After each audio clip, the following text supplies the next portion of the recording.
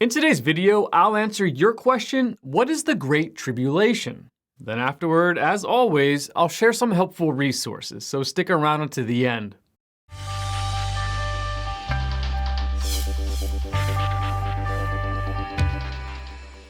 The tribulation is a future time period when the Lord will accomplish at least two aspects of his plan. First, he will complete his discipline of the nation of Israel, and second, he will judge the unbelieving godless inhabitants of the earth.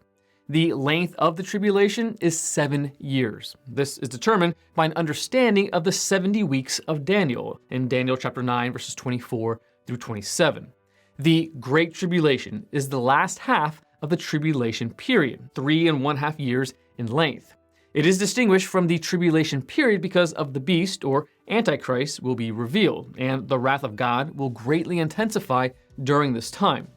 Thus, it is important at this point to emphasize that the tribulation and the Great Tribulation are not synonymous terms. Within eschatology, the study of future things, the tribulation refers to the full 7-year period, while the Great Tribulation refers to the second half of the tribulation. It is Christ himself who used the phrase Great Tribulation with reference to the last half of the tribulation. In Matthew chapter 24, verse 21, Jesus says, "For then there will be a great tribulation, such as has not occurred since the beginning of the world until now, nor ever shall." In this verse, Jesus is referring to the event of Matthew chapter 24, verse 15, which describes the revealing of the abomination of desolation, the man also known as the Antichrist. Also, Jesus in Matthew chapter 24, verses 29 through 30 states, "Immediately after the tribulation of those days, the Son of Man will appear in the sky, and then all the tribes of the earth will mourn, and they will see the Son of Man coming on the clouds of the sky with power and great glory." In this passage, Jesus defines the Great Tribulation, verse 21, as beginning with the revealing of the abomination of desolation, verse 15, and ending with Christ's second coming, verse 30.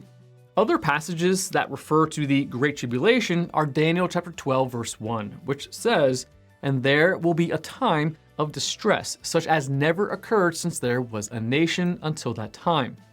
It seems that Jesus was quoting this verse when he spoke the words recorded in Matthew chapter 24, verse 21. Also referring to the Great Tribulation is Jeremiah chapter 30, verse 7.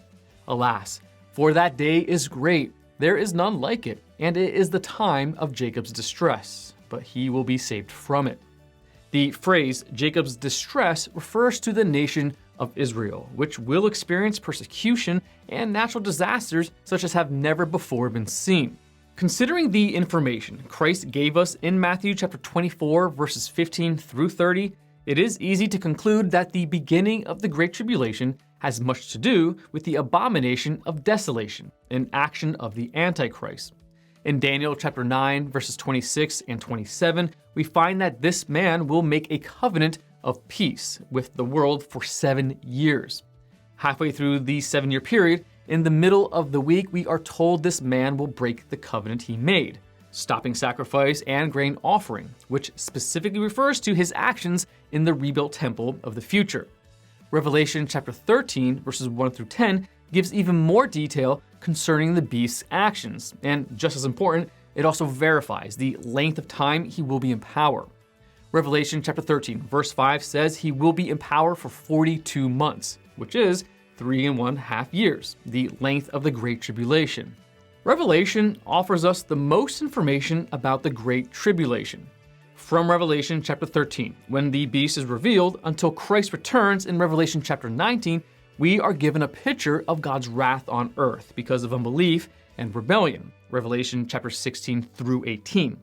It is also a picture of how God disciplines and, at the same time, protects his people Israel until he keeps his promise to Israel by establishing an earthly kingdom.